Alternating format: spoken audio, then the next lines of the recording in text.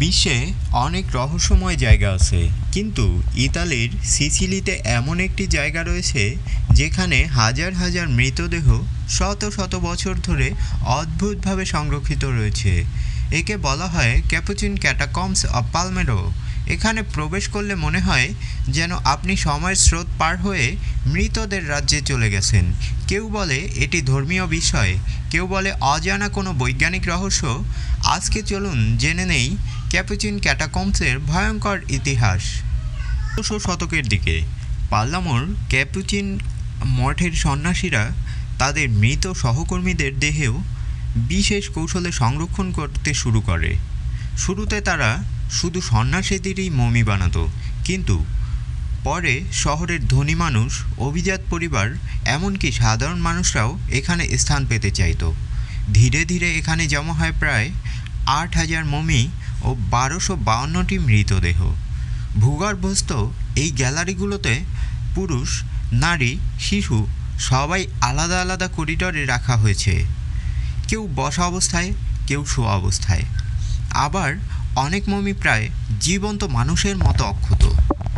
ক্যাটাকম্বসে প্রবেশ করলে মনে হয় যেন মৃতরা এখনও তাকিয়ে আছে জীবিতদের দিকে। দেয়ালের পাশে সারি সারি মমি ঝুলছে, অনেকে এখনও পরিহিত আছে তাদের আসল পোশাক। শোনা যায় অনেক দর্শনার্থী রাতে এখানে অদ্ভুত শব্দ শুনেছে, যেন মৃতরা ফিস ফিস করে কথা বলছে। কারো মনে হয় হাজার বছরের পুরনো দৃষ্টিগুলো এখনও জীবিতদের দিকে তাকিয়ে আছে। এই জায়গাকে বলা হয় মমিদের শহর, কারণ এখানে হাঁটলে মনে হয় যেন পুরো একটা নগরী মৃতদের জন্য বানানো হয়েছে। ক্যাটাকম্বসের সবচেয়ে বিখ্যাত মমি হলো ছোট্ট মেয়ে রোজালিয়া লোম্বার্দো। ১৯২০ সালে মাত্র ২ বছর বয়সে নিউমোনিয়ায় মারা যায় সে, কিন্তু আজও তাকে দেখলে মনে হয় সে যেন গভীর ঘুমে রয়েছে। তার চুল, মুখমণ্ডল, এমনকি চোখের পাতাও অক্ষত রয়েছে।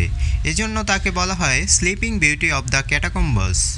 বিজ্ঞানীরা গবেষণা করে জানতে পারেন একটি বিশেষ রাসায়নিক মিশ্রণ ব্যবহার করে তাকে মমি করা হয়েছিল। ক্যাপুচিন ক্যাটাকম্বস শুধু একটি সমাধিক্ষেত্র নয়, বরং ইতিহাস আর রহস্যের এক জীবন্ত দলিল। এখানে প্রতিটি দেহই যেন সময়ের সাক্ষী। প্রশ্ন হলো, এটা কি কেবল মমি করার কৌশল, নাকি এর পেছনে কোনো অজানা রহস্য লুকিয়ে আছে? আপনার কি মনে হয়, ক্যাপুচিন ক্যাটাকম্বস আসলেই কি বৈজ্ঞানিক বিষয়, নাকি এর ভেতরে লুকিয়ে আছে কোনো ভৌতিক শক্তি? কমেন্টে আপনার মতামত জানাতে ভুলবেন না। তো বন্ধুরা, কেমন লাগলো আজকের এই ভিডিওটি? যদি ভালো লাগে অবশ্যই লাইক কমেন্ট করবেন, এবং আপনি যদি আমার চ্যানেলে নতুন হয়ে থাকেন, ভালো লাগলে চ্যানেলটি সাবস্ক্রাইব করুন, এবং পরবর্তী আপডেট পাওয়ার জন্য পাশে থাকা বেল বাটনে একটা ক্লিক করুন। আপনাদের সাথে দেখা হবে নেক্সট কোনো ভিডিওতে। ততক্ষণ পর্যন্ত সবাই ভালো থাকুন, সুস্থ থাকুন। আল্লাহ হাফেজ।